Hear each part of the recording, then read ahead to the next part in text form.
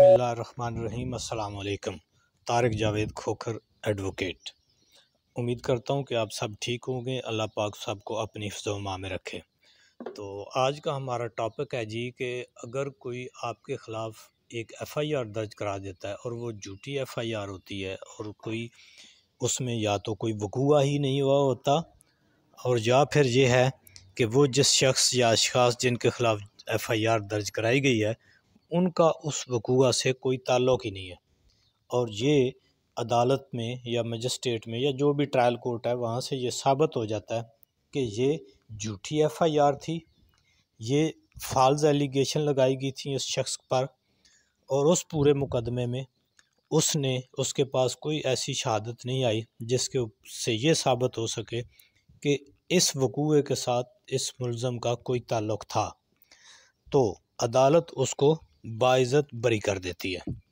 तो ऐसी सूरत में जो वो शख्स होता है जिसके ऊपर ये एफ़आईआर हुई होती है, यानी जो मुल्ज़म होता है, उसको ये हक़ हासिल है कि वो जो भी उसने तकलीफ़ उठाई है, जो भी उसने इस दौरान उसको माली नुकसान हुआ है, वक्त का ज़िया हुआ है और उसकी इज़्ज़त और शोहरत के ऊपर हर्फ़ आया है, तो उसको हक़ हासिल है कि वो एफ़आईआर दर्ज कराने वाले यानी मुस्तगीस के ऊपर इसके ख़िलाफ़ कार्रवाई कर सकता है।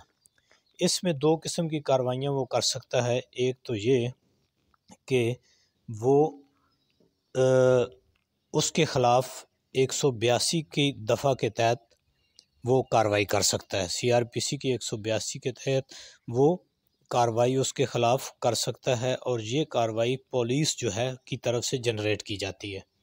पुलिस उसके ख़िलाफ़ ये बना के भेजती है मजिस्ट्रेट साहब को, अदालत को, कि ये कार्रवाई इसने शख्स ने जो की थी मुल्ज़म के ख़िलाफ़ वो झूठी थी, इस मुल्ज़म का इस वक़ूआ से कोई ताल्लुक़ नहीं था या कोई वक़ूआ हुआ ही नहीं था, तो ये इसने पुलिस को धोखा में रख कर ये इसके ख़िलाफ़ एफ़आईआर दर्ज करा दी थी।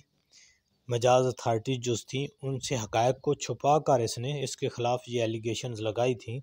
तो ऐसी सूरत में वो उसको के ख़िलाफ़ 182 की कार्रवाई जनरेट कर सकते हैं। यहाँ पे फिर अदालत मजिस्ट्रेट साहब देखेंगे उसको सुन के कि ये जो भी उसका बनता है वो उसके ख़िलाफ़ कार्रवाई करेंगे और उसके बाद एक दूसरा रेमेडी उसके पास ये आ जाती है कि वो हर्जाने का उसके ख़िलाफ़ दावा कर सकता है।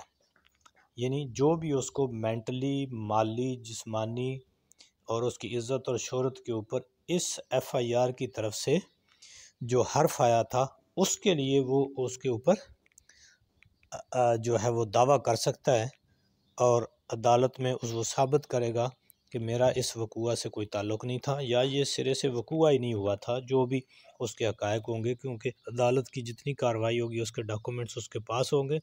जो एफ़आईआर की कार्रवाई में जो भी उसके ख़िलाफ़ प्रोसीडिंग्स हुई थी तो वो उसके ख़िलाफ़ दावा भी कर सकता है, तो उसको फिर उसके मुताबिक सज़ा दी जाएगी। तो इसकी जो उसने एलिगेशन लगाई थी यानी उसके हिसाब से उसकी सूरत हाल के मुताबिक सज़ा बनती है, यानी जो मेन जुर्म था जो उसके ऊपर एलिगेशन लगाई गई थी उसके मुताबिक सज़ा दी जाएगी। मसलन कि अगर तो वो किसी ऐसा जुर्म उसके ऊपर एलिगेशन लगाई गई थी जिसकी सज़ा जो है वो सज़ा मौत हो सकती है, तो फिर ऐसी सूरत में वो एफ़आईआर कराने झूठी एफ़आईआर कराने वाले को 7 साल तक की, और अगर उम्र कैद थी तो 5 साल तक की, या इसी तरह फिर कोई बाकी जुर्म है तो उसमें जितनी सज़ा होगी हो सकती थी उसका 1/4 उसके ऊपर इम्पोज़ किया जाएगा।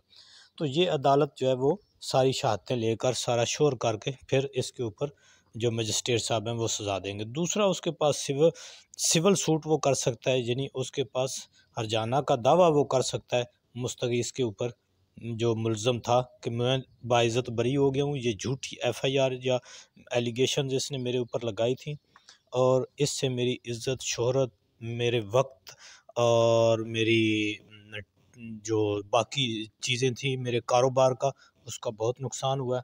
तो इस जो नुकसान है, अब इसकी कोई लिमिट नहीं है। वो जितना वो समझता है कि मुझे इतना नुकसान हुआ है, उतने हर्जाने का उसके ख़िलाफ़ दावा कर सकता है। तो फिर अदालत ये सारी एविडेंस लेकर उसके ऊपर जो मुनासिब समझेगी वो उतना उसका हर्जाना वो उसके ऊपर इम्पोज कर देगी। अल्लाह हाफिज़।